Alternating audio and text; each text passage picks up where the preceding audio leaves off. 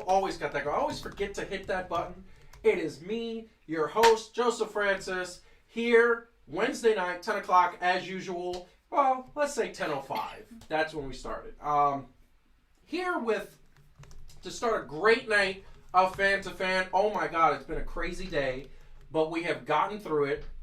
A crazy day filled with breaking news, filled with sports, filled with real life issues. Nothing serious, nothing bad, but getting a lot done, being productive, and always having a thing like that.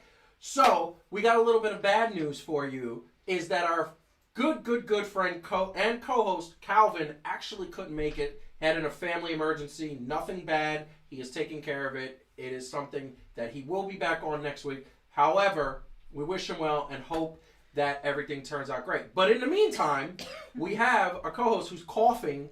She got the Rona. It's not kidding. the Rona. I'm just kidding. Who is here? And that is Heidi. That is my host. That is my co-host. Hello, and she is everybody. here, and we were here to show a little bit of that. So, and Heidi, I want to show, I have you kind of filtered in, kind of centered on you, this camera angle, because before we get into, before we get into all the fan-to-fan sports news, yeah, I know, yes. right? Because there's 3 topics we're going to talk about. So one of the topics, and really quick, going to come back to you with this. Some of you might be wondering, why is Joseph wearing a Mets jersey? Nothing's happening in baseball. Well, apparently, there's a MLB soap opera that is just happening. We're going to go into that. We're going to dive into that. We're going to hit up on some NBA thing. We're going to talk about the NBA losers, because there's a bunch of NBA teams, 6 NBA teams, actually 8 NBA teams, that did not make it there. That being said, we are there to see that. So, guess what? We are here.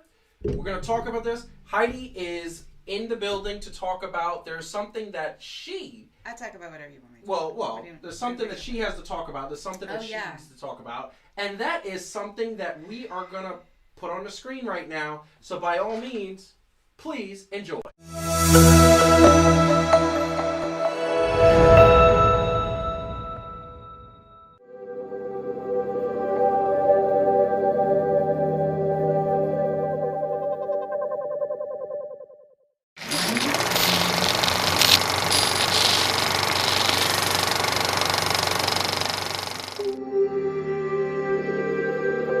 Okay, so wait a second. That was a little flash. That was interesting.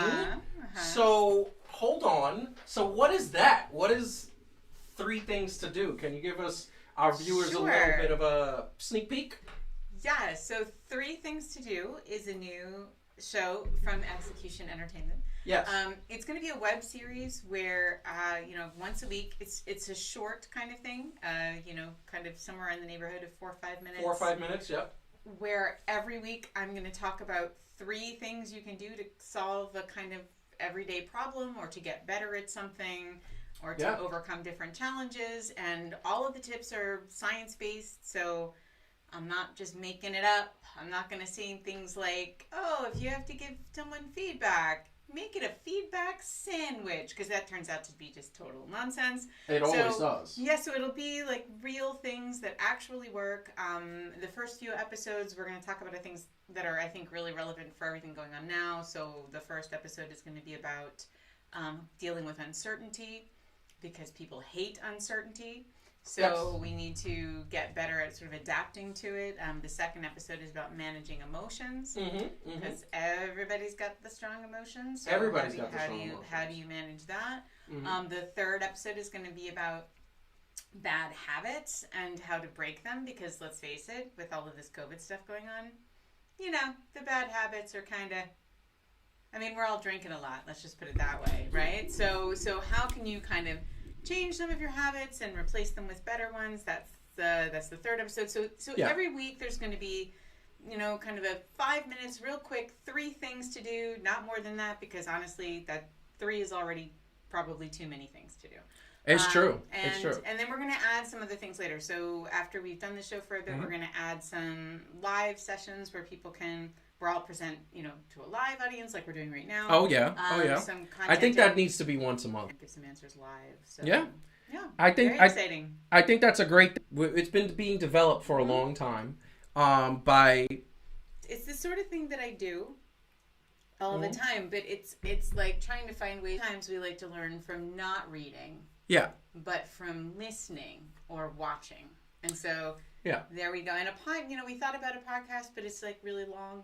So I wanted like little short things. How I feel about podcasts. Podcasts are like interesting because you can't see the people. So there's not. I feel like intimacy is a great thing. It's like when you're doing a video cast, like we do on Fan to Fan. It's like we're coming into people's lives, and you're getting a face, and you're getting an expression. I personally like video, so that's just me. Yeah. That's just me. Also, it turns out when you live with a video producer, suddenly you have videos. Yeah, exactly. That's the thing that you have. Yeah. Right? Like if you lived with a cobbler, you would have shoes. Wow. That is a very weird. That is a very nobody says cobbler anymore, but why wouldn't you just say a shoemaker? Because it's a cobbler. She's just showing off. She's showing off the brain. She's showing off the brain. Didn't anyone ever read you a fairy tale? They did. I just feel like cobbler. I think of peach cobbler. I don't think of. I don't. He actually always thinks of peach cobbler. We have a request in the chat for Rajesh steps to overcome procrastination. Is that going to be one of your topics? Great. Well, it's episode 4. You got it. You asked for it. That's a really good one. And actually, this is again a great example of one where there are actually very tactical things you can do. Yeah. Because it's a super common problem, mm-hmm. and people will just tell you just don't put things off, and it's like. Okay, great. That's not very useful advice. So the actual useful advice, Rajesh? Yes, Rajesh or Rajesh. I would love to know. I wish we could some anti-procrastination tips. Yes, very much. And we're gonna do this for the first time ever on Fan to Fan. Let's cheers that. Cheers, because that's a Calvin's not here. Calvin's not here. We were nervous. Yeah. Maybe we should just. Maybe we should have a beverage. Maybe we should. I think we should have from now on Fan to Fan. We should just have a beverage while we're on the air. I think there's nothing wrong with having a beverage. That is we run a real risk of going even later than we already do. Because that had nothing to do with. I mean, then again, we will talk a lot. So yes, I get that. It's already 10:13. We haven't actually gotten to any sports, and we haven't gotten to any sports. And we're gonna get to sports. But before we get to one more sports, I'm showing that logo again because a lot of work was put into it, and want to say big ups to Sierra. She is the one who designed the Fan to Fan logo, and she's also the one who designed this one, and I feel like she definitely deserves that. So, want to say it really quick. We're going to put that back up. Let's do that, and let's...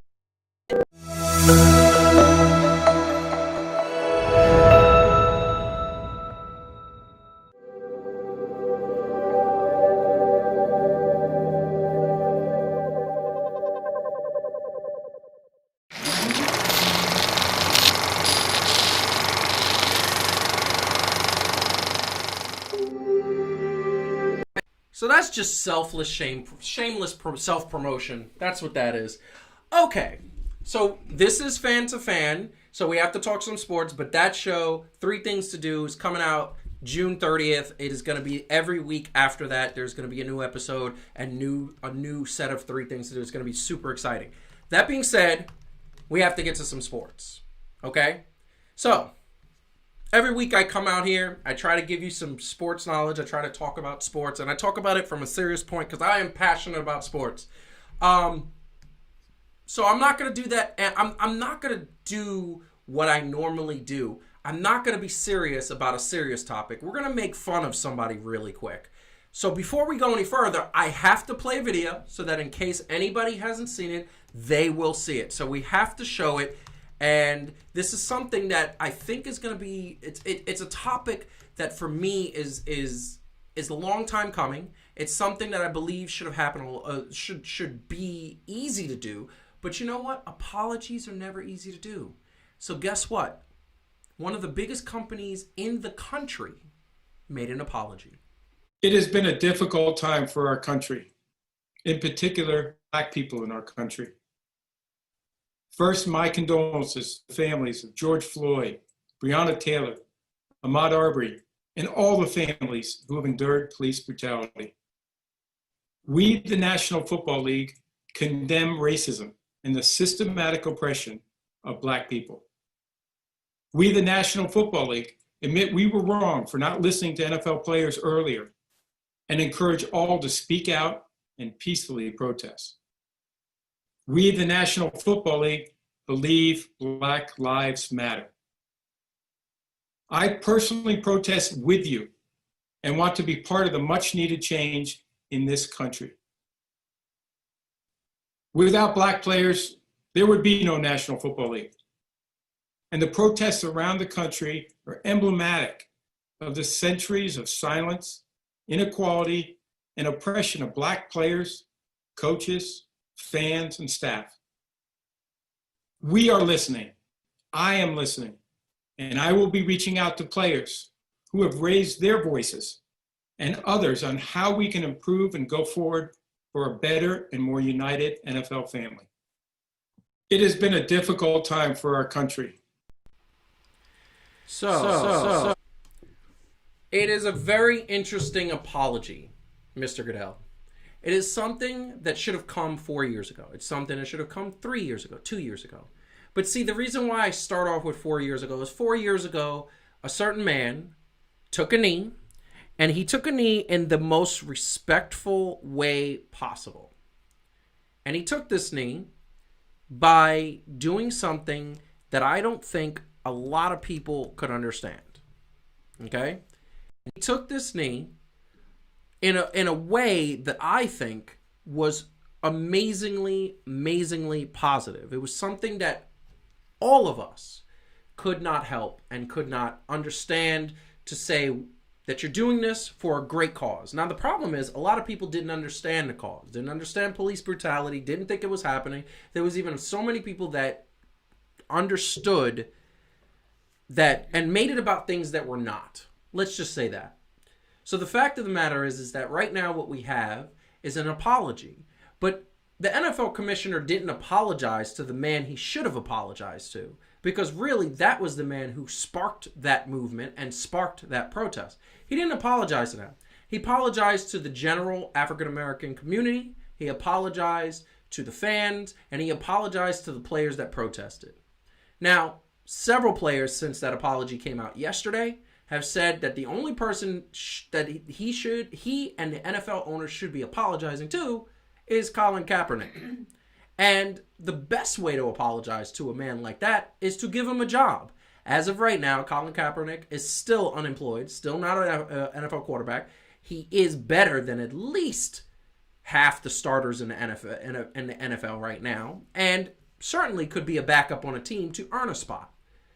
The fact of the matter is that the NFL apologized from a teleprompter. The NFL apologized from a perspective of general, apologies, and truthfully apologized kind of $1 too late. Now, that's just my opinion.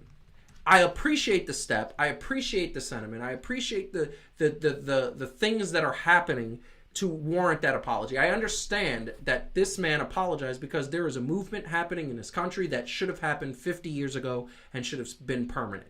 However, the NFL apologizing doesn't seem authentic and doesn't seem genuine. It seems like it's a contrived way to keep the African American dollar. That being said, the apology was made. It is a good sentiment, and it is something that is appreciated. Is more needed to be done? Well, we're going to talk about that right now. More. Heidi, so is more needed to be done? You heard that apology. It is Roger Goodell, NFL commissioner, who is apologizing generally, reading from a teleprompter. He doesn't have any. Yeah. Only because he wanted to say, I get it. Nobody, it never seemed sort of general use of like players who have said, who have protested in the past. Like, no, name them. Yes. We all know who they are. Yeah. And you know who they are. And we definitely know who one of them is. So again, it's like it felt a little. I like that they're apologizing. I like that they are signaling that they're going to go in another direction. I don't know what he means when he says, I protest with you. It's like, literally? Like, because that's, like, protest is a thing you go and do. It's not a thing you sit in your weirdly lame looking rec room. That is a very wealthy man. I'm deeply disappointed by his surroundings. Yeah, you would figure if that's his man cave, it's very It disappointing. looks like a Very 1970s disappointing. rec room, Yeah. where you would play Pong. But anyway, he's sort of sitting in this weird thing, and he did, I don't know what I protest with you means. You either do or you don't.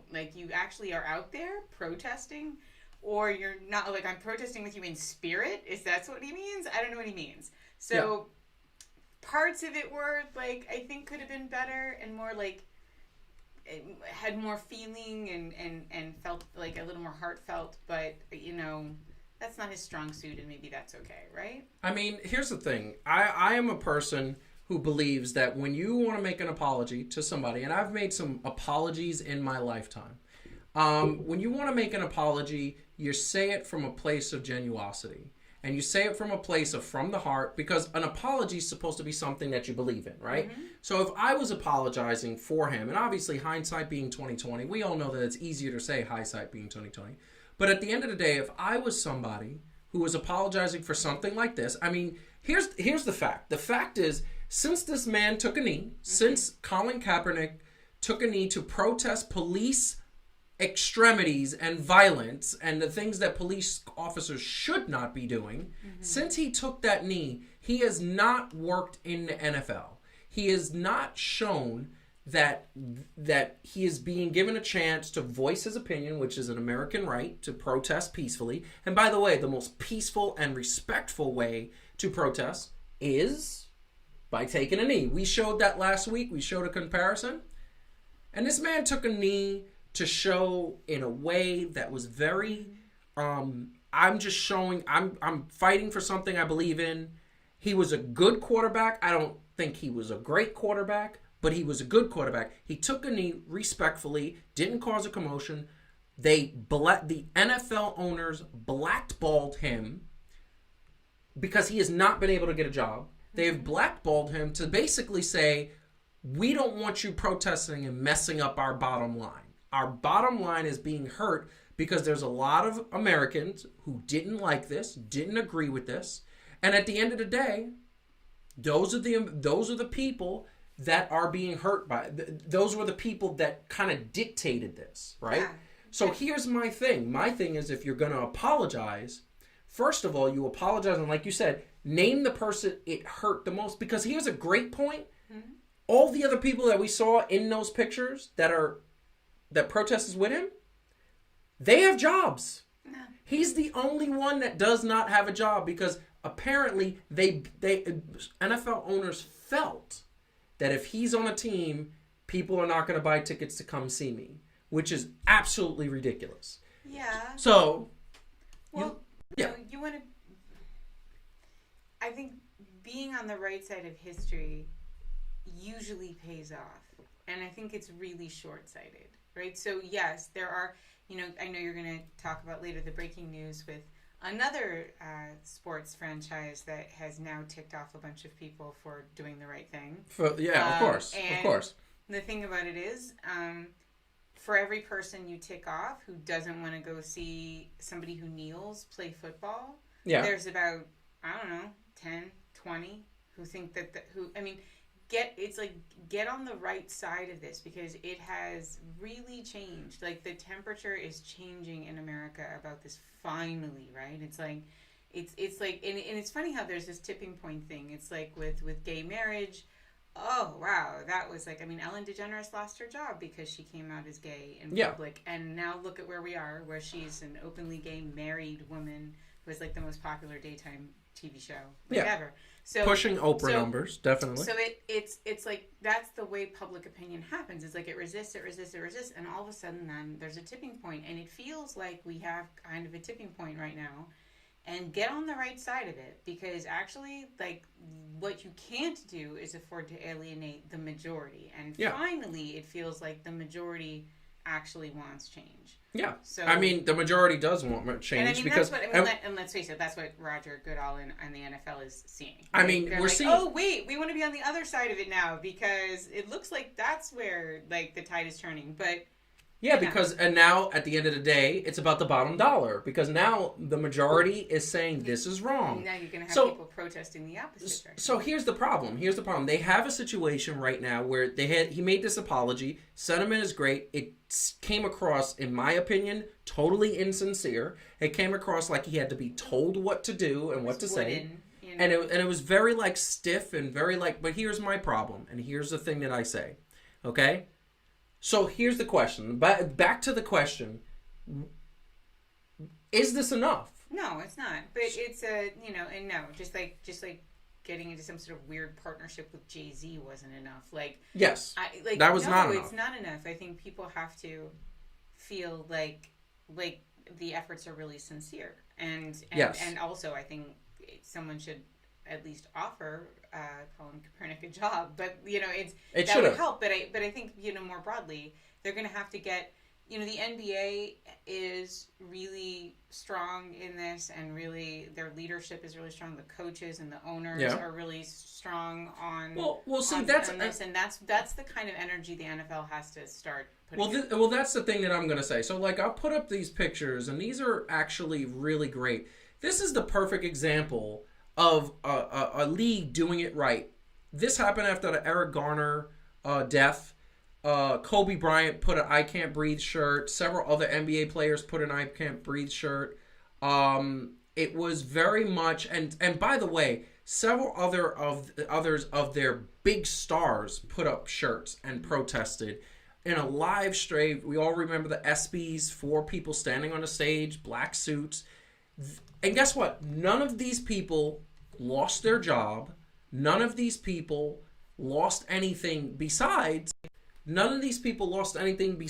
what? Nothing. They lost nothing, including Dwayne Wade, who was one of the big people who protested, got celebrated when he retired last year and got celebrated every single place. And I've said it a million times, the NBA does everything right. We talked about it last week. They did it right again with the restart of their league. Yeah. And we're going to talk about it in a second. That's going to be the perfect segue. But at the end of the day, the tides are changing because not only did the NFL apologize, but NASCAR, who prominently always shows the Confederate flag at almost every event, and it's really like, are we really celebrating the Confederacy that we defeated years ago? That would be like France celebrating Germany after the Nazis left in 1942 or 3. Yeah. And guess what? They're just now getting rid of this flag. I don't understand. But the tides are turning, and the tides are, this is the majority. The majority of the country wants to see equality, wants to see police brutality put to rest. They want to see training. They want to see new leadership. They want to see, and all of this happens, right? And the NFL, it does time and time again, it did it with the equipment, it did it with the concussions, it did it with the Colin Kaepernick protesting, it's done it with so many issues. It's behind the times. They never get out ahead like the NBA does. And I've said it and I'll say it again. And I'm putting this on camera. In 10 years, the NBA will be America's pastime #1 sport in this country. That is my opinion, and I think right behind them will be MLS. So, well, they're more representative of where the country is going and what people's values are, and what the values are of the people who are currently in their teens and 20s and 30s, and so And by the way, the NBA has, I know it's just one, but the NBA has one black owner, and the NBA might have an Indian owner soon. As far as I know, the only NFL owner of color is the Jacksonville Jaguars' Tony Khan. So I think he's the only one. I could be wrong. It might be another one. But the bottom line is... changed too, because who has money has changed. Yes. And is changing. And it's still mostly old white dudes. I completely Unfortunately. know that it's still mostly old white dudes. But old white dudes who are used to the old times. Fewer of them. Compared to where we were, right? And so as teams, I mean, I can't believe what's his name is still the owner of the Cowboys. Yeah, Jerry Jones does. I think he's going to outlive us all. Immortal. I think he must be drinking unicorn blood or something. I'm not sure.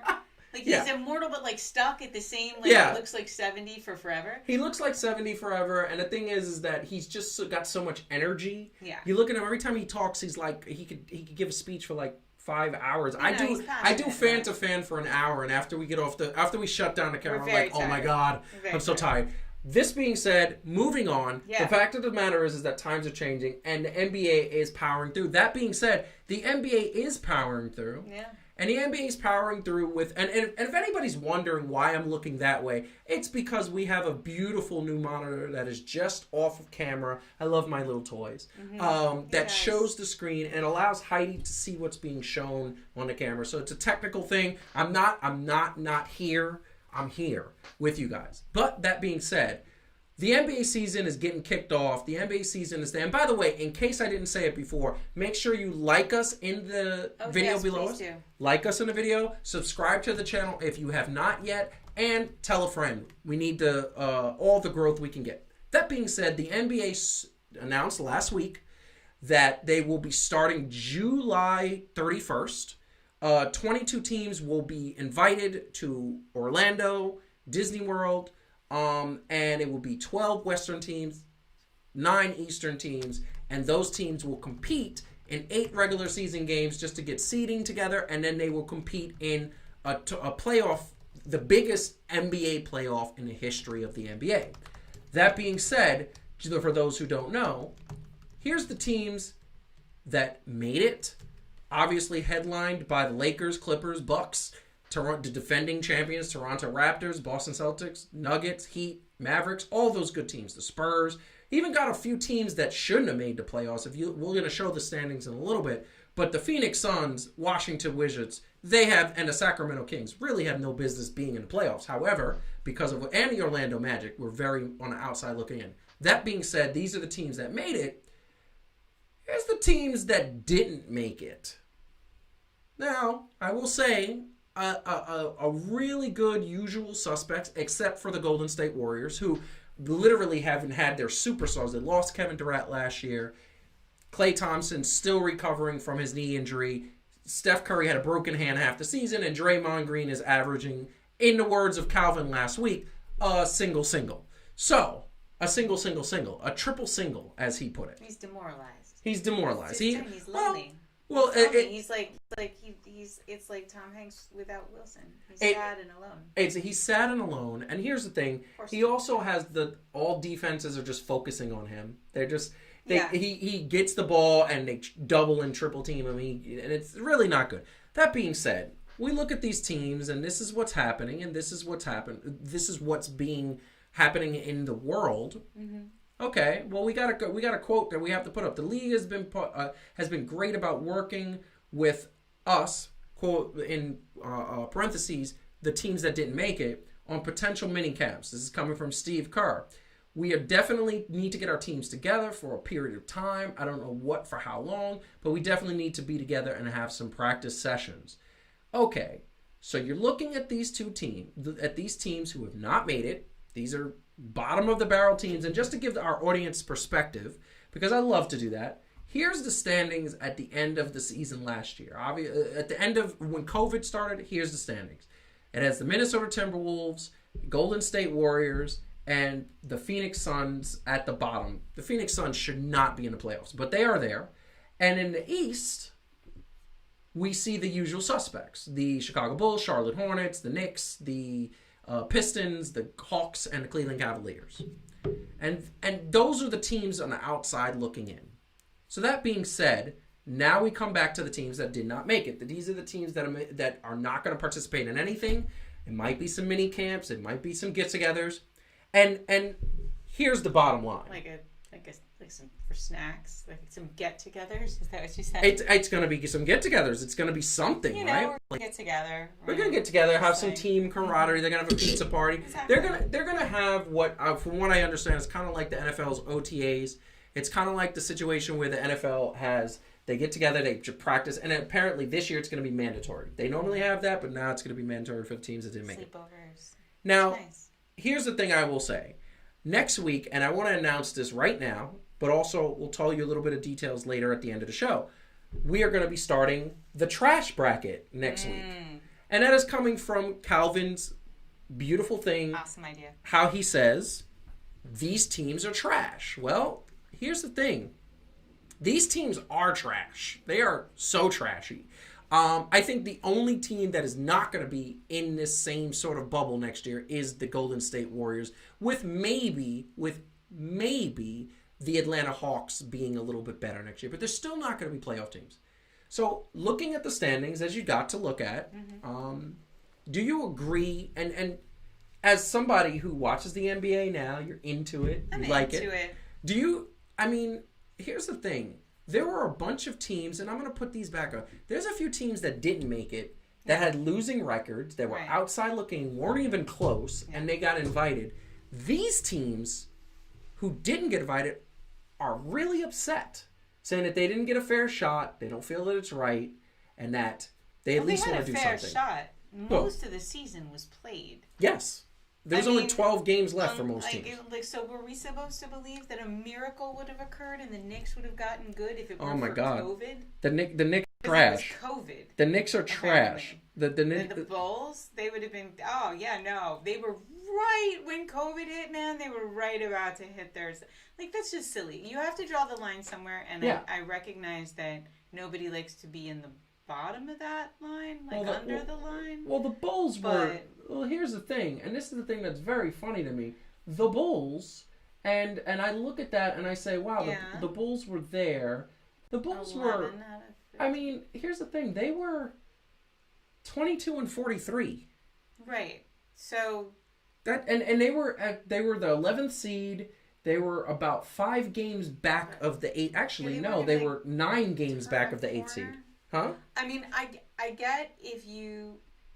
The logic of it seems to be that if you were, to me, as I understand it, is that if you were potentially in a playoff contender, you got included, right? So that's why they cut it off where they did, right? So because people who were kind of made with the typical playoff cutoff or were close enough that it's believable that maybe they could have made it. So right? This is what I will tell you. You know what? And I hadn't had a chance to actually look at these standings, and now I'm looking at them a little bit closer. You're absolutely right, because the Phoenix Suns, the San Antonio Spurs, the Sacramento Kings, the Pelicans, and the Trailblazers were all within 4 games. Right. Actually, 6 games of the Memphis Grizzlies with 12 games to go. So right, and theoretically, that was sort of Dame Lillard's point, right? Was that if I don't have a shot, because they were close. It wasn't So I think there's a logic to where they drew the line. It makes sense, and to say that it's unfair is really ridiculous. You were not gonna make the playoffs. You were not. They weren't gonna make the playoffs. They weren't even close. They didn't have a good team. This is where I get the understanding of maybe they want to come back and play the 12 games just because they might not be able to play games until December. That's the idea of the mini camps, right? Yes. It's so you don't have a disadvantage for having simply been able to play when other teams couldn't play when other teams could. So you solve it that way. Nobody wants to make the Knicks worse. Yeah. They do that to themselves. No, they can't make them. Here's the thing.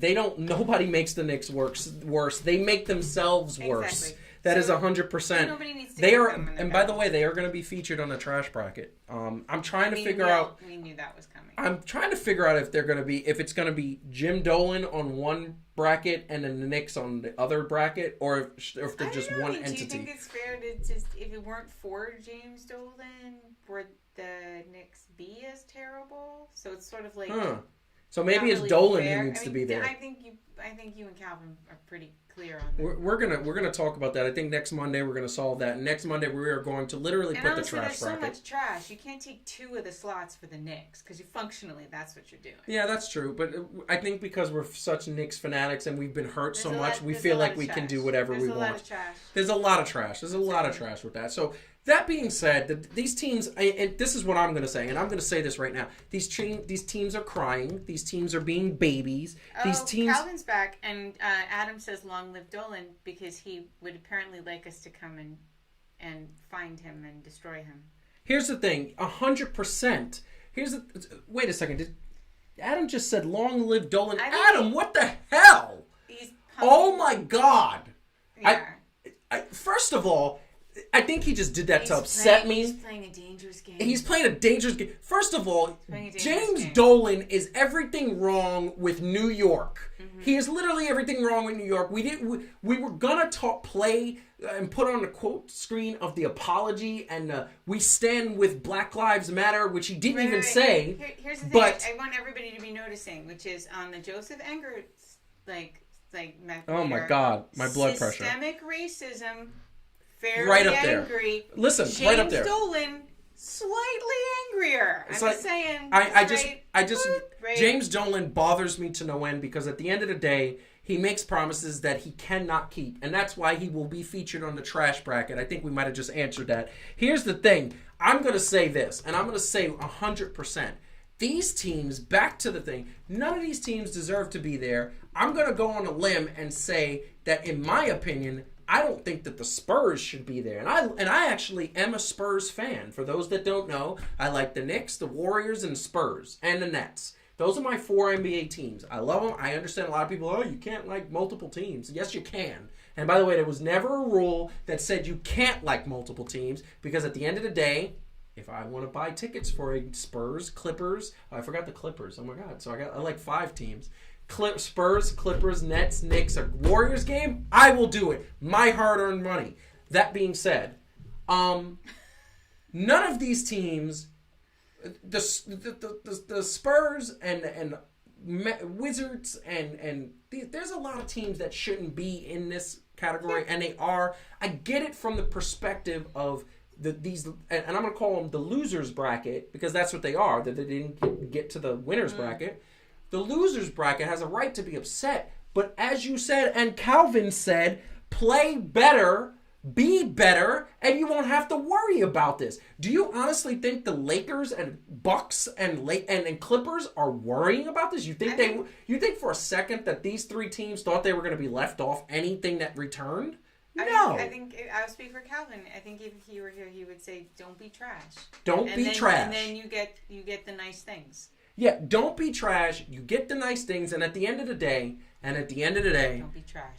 Don't be trash. Adam Silver and the leader, the powers that be in NBA, and you're right. You're absolutely right. I cannot ever have a situation where I don't put up Adam Silver. No, it's actually multiple pictures of Adam Silver, even though he looks the same in every photo because he's bald. And he wears the same clothes. No, Adam Silver is the best commissioner in the history of sports in my mind. I have a man crush on Adam Silver. Really not in that way. Of course, it's okay if it was, but we love all people here. However, he is just amazing. Everything that he does, everything that Adam Silver does is spot on. Every single thing that this man does is spot on. He is an amazing decision-making machine. He is. And here's the thing. He's the one who basically said, we're not going to come back until we have a plan enacted that's safe. And guess what? They have a plan that's safe. I don't know how the NBA chooses their commissioners, but whatever they're doing, everyone else needs to also do it because they just really have a nice history of great commissioners. They have a nice history. They're amazing. And that's the thing. And I'm going to say this. And once again, then we're going to move on.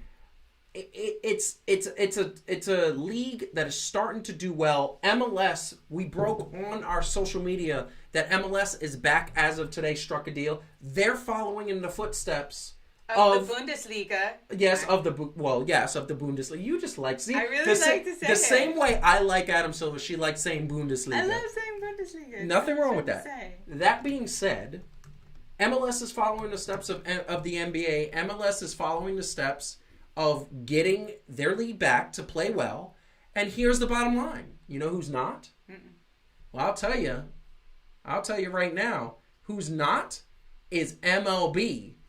MLB can't seem to do anything right.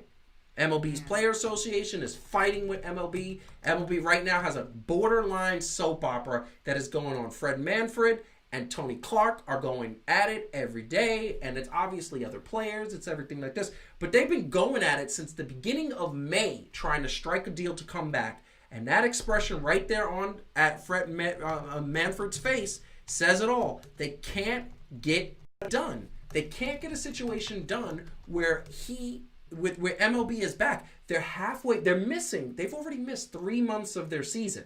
they're about to miss 4 because they can't get it done. So I'm gonna take everybody through what MLB's problem is. And then once again, hit the like button if you haven't. Subscribe to the channel if you haven't. Follow us at Fan2Fan Show on Twitter, Instagram, and Facebook. A little self-promotion there. So that you could catch Heidi's show and so that you could catch more Fan2Fan. That being said, this is the breakdown of the important issues that happened in MLB over the last month and a half. And I will say this. I will say that there were more situations like that. This is just the important things. You talk about May 14th, players they agreed to a universal DH. They agreed on something. May 18th, the owners claim they're going to lose $640,000 per game.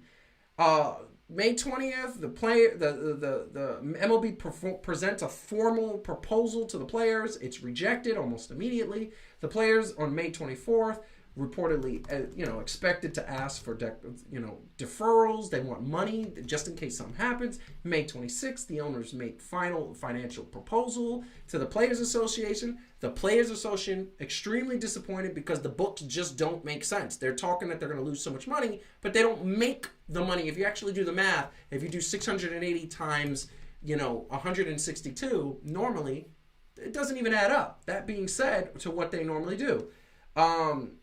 May 29th, they're waiting for evidence, and the evidence for the financial claim seems dubious. Players Association on May 31st proposes a 114-game season. Literally almost immediately, MLB rejects that. June 1st, they're willing to play.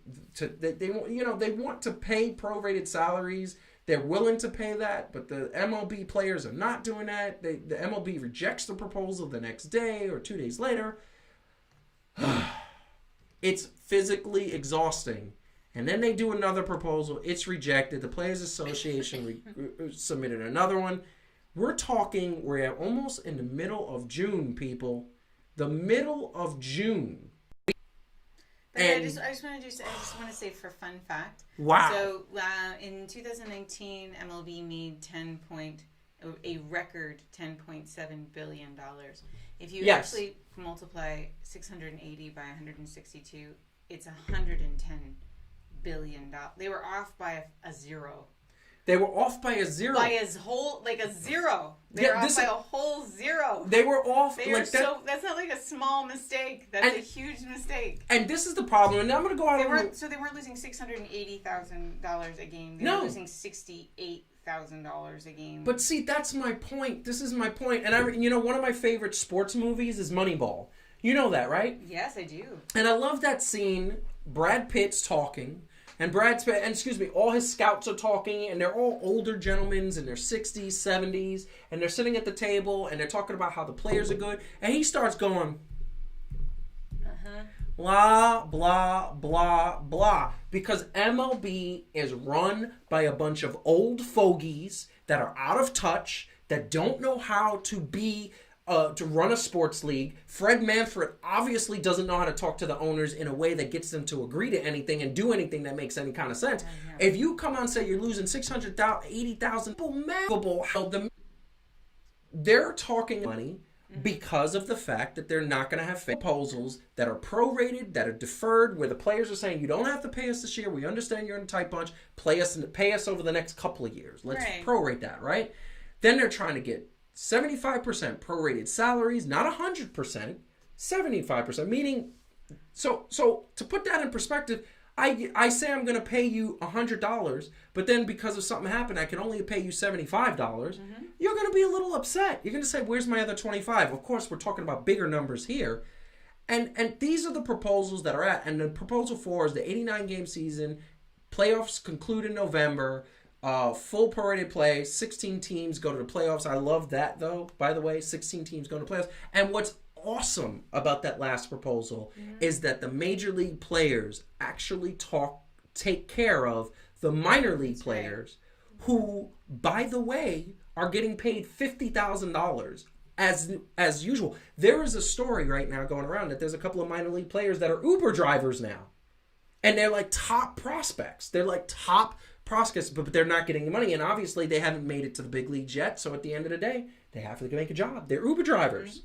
So this is my point. My point is that I don't understand why in any realm of imagination, why MLB doesn't understand that if they don't play, they don't make money at all.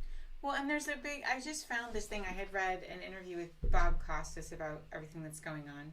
And he said, he was really sounding a warning to MLB about the potential consequences of screwing this up this season. Because, baseball's had labor troubles in the past, and fans don't have a lot of tolerance for this on either side. No. I mean, they you take away people's baseball or any other sport, and they get annoyed. They get annoyed about, everyday people get annoyed about the amounts of money they're hearing being squabbled over, right? And they don't appreciate it. And he said something that I really liked. He said, if you want to take, he said, look, even under the best of conditions with COVID, there are fans that are going to be hesitant to return to stadiums, even when they're allowed to do so. There's going to be people who don't have money. Yes. Who can't. So there's going to be a lot of downside. But he said, if you want to add to that resentment, he said that's crazy. They're turning a potential positive, which is to come back before anybody else and have this strange circumstance play to their advantage in a certain sense, right? Because people will be watching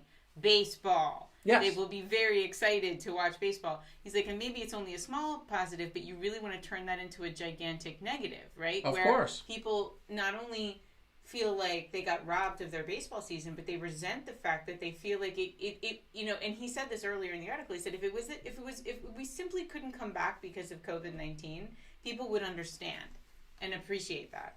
Yes. But this is not what this is. This is people squabbling over money and maybe going to ruin the season, not because of COVID, but because they couldn't come to an agreement.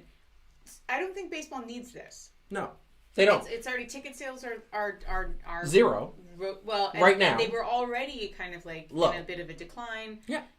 The other sports like you've been talking about, like basketball and soccer, MLS, are on the verge of are like making real headway, and it's a very risky time to do something that alienates fans. Yes. You got a slow sport with too many damn games. There's enough of a problem as it is. Yes. And now you're going to add to it, like, squabbling, you also bickering. look like money-grubbing babies. Which, I mean, I'm not trying to be unfair to the players. I'm just saying it just doesn't sit well. And here's the thing. We put up this post a couple of weeks ago.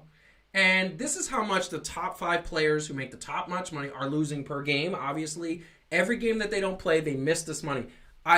Calvin said it a couple of weeks ago when I put this in. If he lost half of this, he'd be upset. Mm-hmm. I'd be upset. Everybody would be upset. This is a lot of money to be losing. This is a lot of money to have a problem. And right now they look like bickering children. And it's horrible because you can't sit there and say that that MLB is not going to take a hit from this. If you don't get your stuff together, first of all, you run the risk of not having a season, period.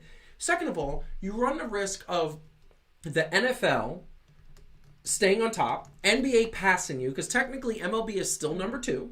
NBA is closing on them very fast because they're going to play. And by the way, they're going to play in an exciting way. It's going to be brand new. And by the way, did you hear MLS is going to do a World Cup style tournament exciting. That goes from July 8th all the way to August 11th. Well, and I love the idea. Innovation. It's like, look at what they did at the All-Star game with the NBA this year. Yes. And we were all a little skeptical. Calvin, I remember you being specific. I hope Calvin's still watching because we're going to show something in a few minutes. He was skeptical.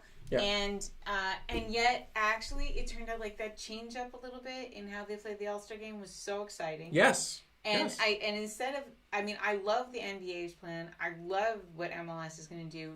Like, if MLB could just like see that this is an opportunity to do something different and excite the fans because you're going to do something different. You know, like, there's such a missed opportunity. There is such a missed opportunity. I will tell you, and this will lead to this. The common ground that MLB has is that extensive health and safety protocols for everybody involved. Of course, that goes without saying. Larger rosters, because minor league teams are not playing. They're not going to get a chance to play because they don't have the infrastructure to sustain the health and safety protocols. A universal DH, which I've been calling for 10 to 15 years, I feel like a universal DH adds more offense. It's going to speed up the game. And on top of that, it's going to give players that might have retired another year. We love those. Regional schedule, that means that the East teams are going to play the East teams. Doesn't matter, National League or American League. Central is going to play Central. West is going to play West.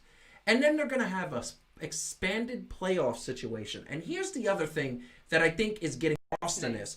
Every proposal that the MLB or MLB Players Association puts out there, there's fewer games. And what have we been saying for weeks and weeks and weeks? Less is more. Less is more.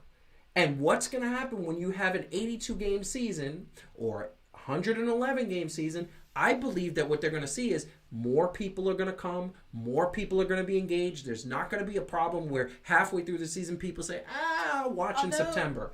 That's what less is more. So I agree with you that less is more. I super duper agree with you less is more, but I know, and we're I think going to talk about it. The financial breakdown is really interesting. It makes me a little more understanding of why MLB is so reluctant to have fewer games. Yes. We're going to put something up there. Because their revenue is tied to ticket sales in a way that and baseball tickets relative to other tickets are cheaper. I don't know if they're cheaper relative to soccer tickets, but they're cheaper certainly relative to NBA and NFL tickets. Yes. And so volume is actually kind of a big part of the baseball revenue strategy.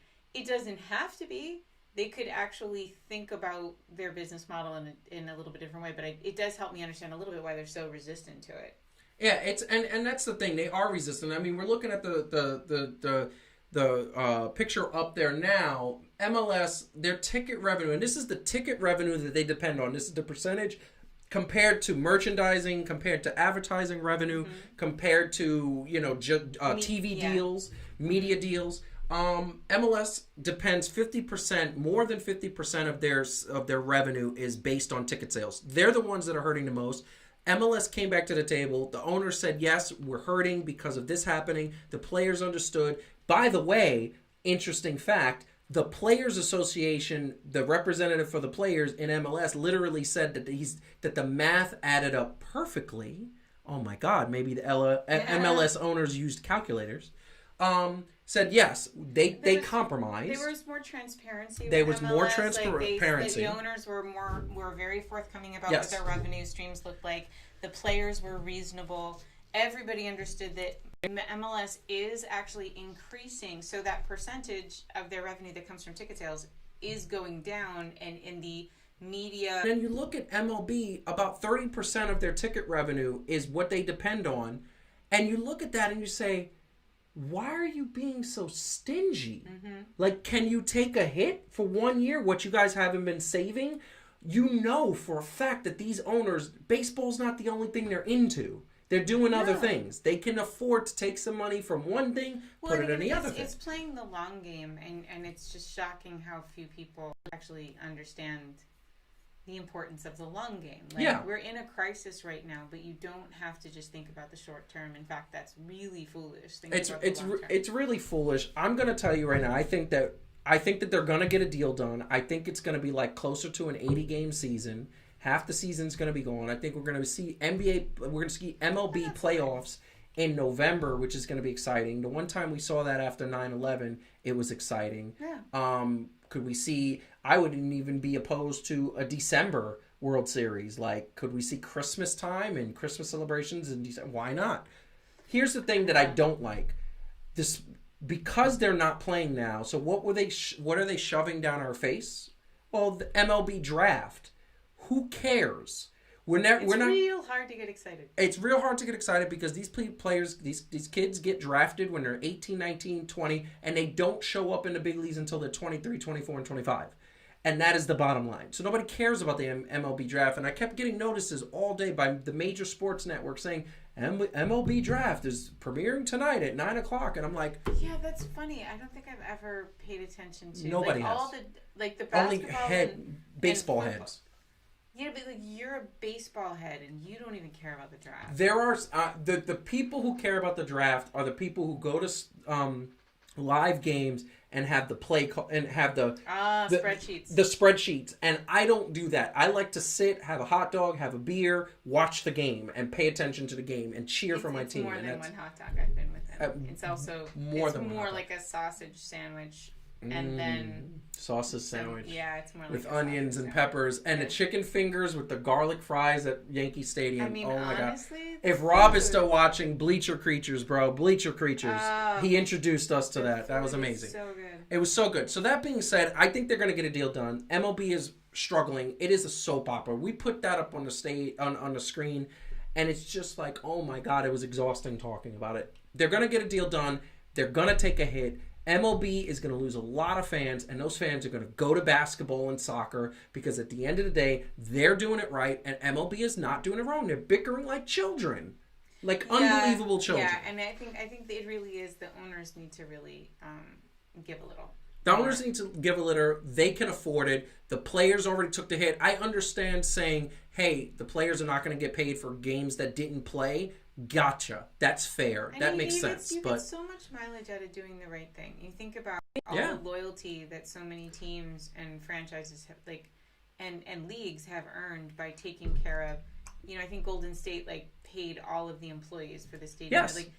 You get a lot of goodwill for that, and when your team kind of sucks for a while, you keep the goodwill, you keep the loyalty because you did the right thing. There's always.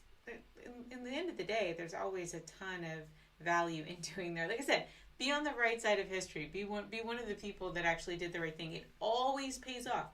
100% of the time, it pays off. 100% of the time, it pays off. And interestingly enough, so the NBA put out statements about Black Lives Matter and police brutality. MLS put out statements. The NFL now apologized. MLB has not.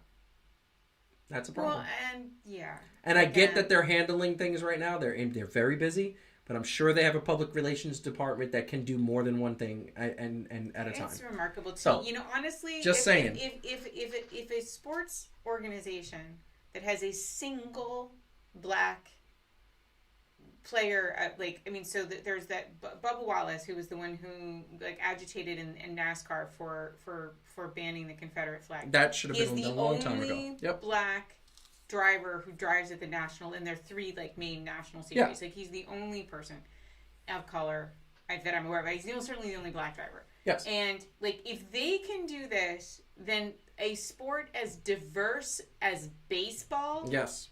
Can do mostly better. Hispanic. Yeah, they can do better, and they haven't released a statement. They haven't done any protests. And what's interesting is that we know, and one of the things we talked about off camera is that baseball is very regional. Why have the Mets, Yankees? Why have the Red Sox? Why have the Philadelphia Phillies? Why have the Baltimore Orioles, the Washington Nationals? None of these regional teams said, "Hey, we stand with you. This is the right thing. The moral thing to do is to help Black Lives Matter because right now it needs the most help because it's being attacked." Here's the thing. They haven't done it. Major League Baseball is very much running the risk of becoming the NFL. And why? And could it be because it's older players, older people in leadership that just are out of touch? Or here's another theory. Could it be the fact that they're number 2 and they think they're just kind of, lackadaisical? I think it's the leadership because taking it for granted. In what universe is the 18 to 34 demographic not the demographic everybody is going for in all things, right? Mm-hmm. They spend the most money on merchandise. They're the demographic that all marketers sort of target.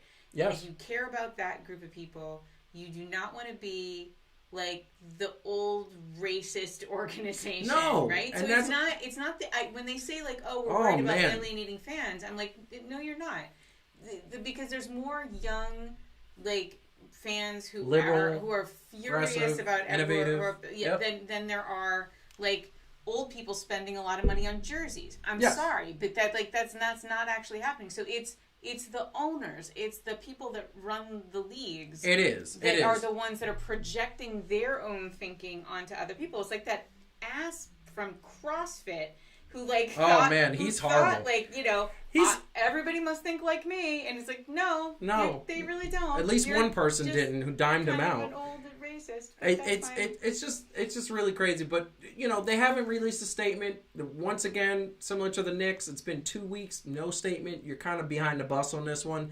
Bottom line is the Major League Baseball is very. I said it weeks ago. And I said it on Facebook, on social media. I got reamed a little bit. There were several people that said, Major League Baseball's not going anywhere.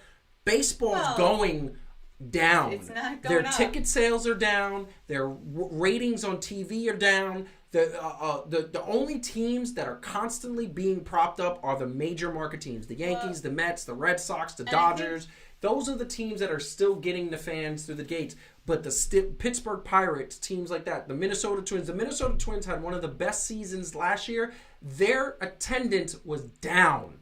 After having one of the best seasons probably in 10 years, their attendance was down. Major League Baseball is doing this, and MLS and the NBA are doing that, and they're creeping up. And I think with the MLS, it's really important. This is the last thing I'll say. That one of the places that baseball holds for Americans is the kind of sport that you can be not rich and you can take your family to. Of course. And it can be like that like we go with our kids and we like eat all the food and we have a great time, and so it really is an event, it's an experience, but it's one that's affordable enough that you can actually do it with your family even if you don't have a lot of money. And the tickets are affordable. MLS is going to become that. Yes. So in the past, like basketball games are too expensive, football games are too expensive, but now you have the rise of MLS, which is exactly that kind of thing that you can bring your kids to, you can afford it. 100%. And by the way, it's way more exciting. It's way more exciting, and here's the thing, as our old co-host Brian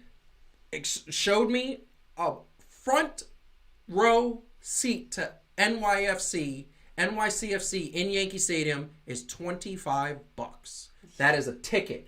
That is $25. I think it went up $5 this year because they did well last year. Affordable. But it's real affordable. They have a good crowd. You have a good time. It's the same atmosphere as a baseball game. Like you can have, MLS is doing, like I said, they're doing this. NBA is already up. The NBA. Take our kids to because it's just too much money and we want the good seats. Yeah. But like now for me, it's like I'd rather take my kids to a harder sell for this generation that's growing up with love. So I'm coming from a place of hard love.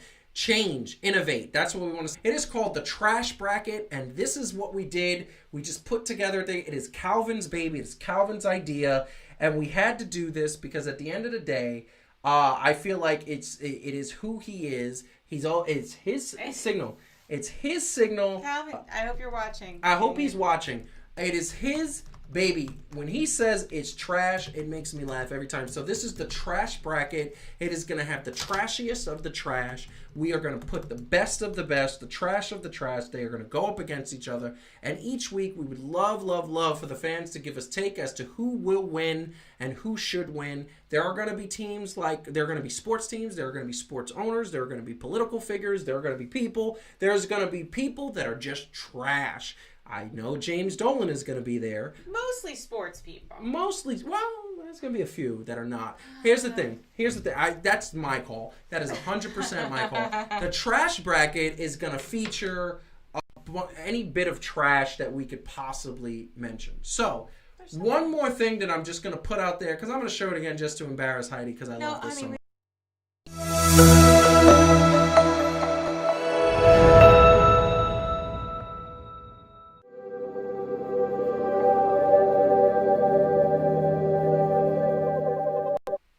So, as we go, Heidi, you want to say anything to anybody who is watching? Well, I do. Thanks, guys, for tuning in. I missed you, Calvin, if you're still listening. We all missed you. But it was fun. This is basically like just like you guys just got to like, this is what we're like. At home. Yeah. We don't always have Calvin with us. I mean, like 90% of the time, he's sort of hovering in the background. But he's everywhere. He's virtual. But this was fun, and thanks for tuning in. And tune in next week. We'll have this was sort of like the teaser, just with the logo for the 3 new things show, to do. We will have an actual promo, real promo that kind of gives you a sense of what the show is about. And then the launch will be on June 30th. So tune in for that, and tune in for Trash Bracket because I'm actually super excited to vote for who is or is not. I want to see who's in the worst finals. trash. We're going to do 16-16. That's the way we're going to do it. There's going to be 32 people to start off with. First round is going to get in. We're going to get trash. There's a lot of trash. There's a lot of trash in the world. That's just what it is. Unfortunately, I could fill up 32 slots with WWE wrestling, like wrestlers / wrestling, like storylines right now. 100%, 100%. I agree with that. So that being said, Lana. Just gonna say Lana. Oh my God, she's not even that trashy. No, come on. Lana is not. No, I think Dana White deserves to be on there. I think Dana White, Vince McMahon deserves to be on there.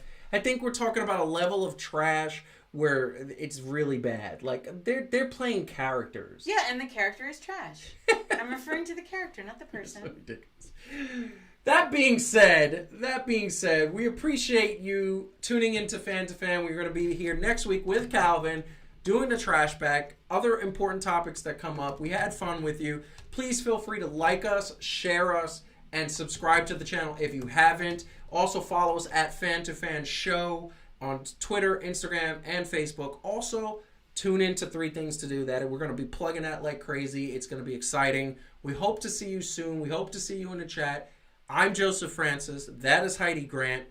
Have a good night. Be safe, healthy, and make sure you keep loving sports. That's all I can say.